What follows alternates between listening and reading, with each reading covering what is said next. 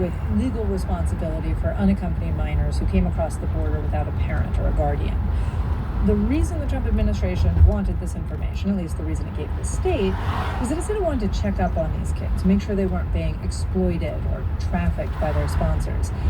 But our own reporting suggests that that may not have been their main motivation. What do you think was the motivation?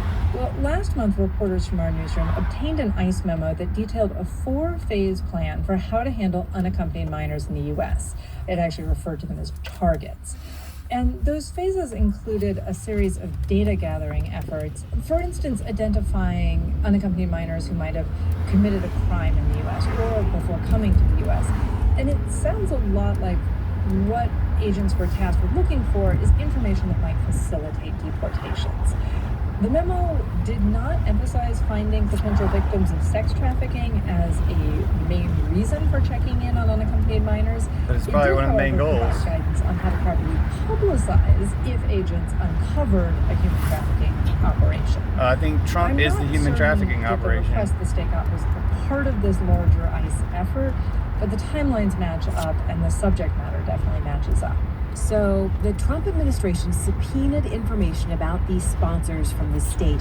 What happened next? How did Governor Polis handle that? Initially, it sounds like he shot them down. And Colorado law is pretty clear. It's the only appropriate thing to do to Trump. It limits when officials are allowed to share immigrants' personal identifying information with ICE.